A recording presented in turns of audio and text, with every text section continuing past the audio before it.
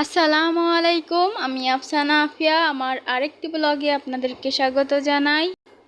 কাছে দূরে যে যেখান থেকে আমার ভিডিওটি দেখছেন, আশা করছি আল্লাহর রহমতে সবাই ভালো আছেন।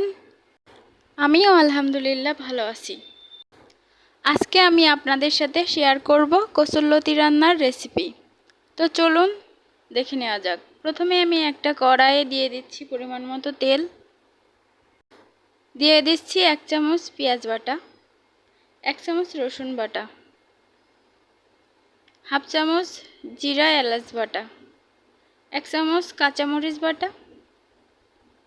সব উপকরণ আমি একটু ভেজে নেব কাঁচা গন্ধ দূর হওয়ার জন্য।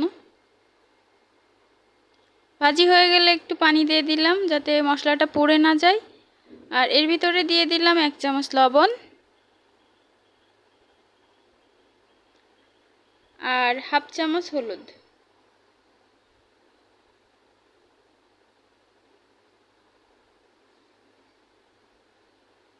এখন আমি মশলাটা ভালোভাবে আরও একবার কষিয়ে নেব যতক্ষণ না মশলা থেকে তেলটা বের হচ্ছে। আর মশলাটা এখন কষানো হয়ে গেছে, এর ভিতরে দিয়ে দিচ্ছি কেটে রাখা কচুরলতি। এখন কচুরলতি ও মশলাটা আমি ভালোভাবে মিশিয়ে নেব আর এটা আমি কষাতে থাকব যতক্ষণ না এটা থেকে তেল বের হচ্ছে।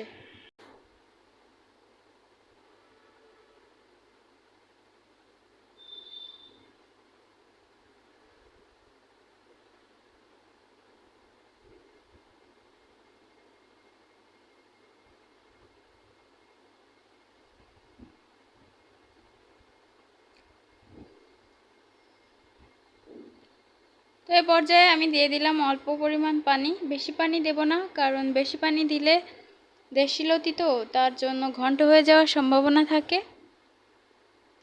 আমি একটু নাড়াচাড়া করেই দিয়ে দেব ঢাকনা।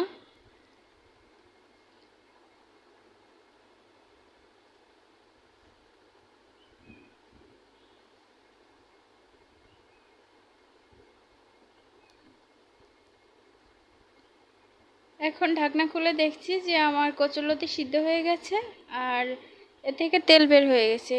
তো এখন নামিয়ে নিচ্ছি আর আপনাদের সার্ভ করে দেখাচ্ছি। দেখুন কত সুন্দর হয়েছে। আমার আজকের ভিডিওটি যদি আপনাদের ভালো লেগে থাকে অবশ্যই লাইক কমেন্টস করে জানাবেন আর চ্যানেলটি অবশ্যই সাবস্ক্রাইব করবেন। আল্লাহ হাফেজ।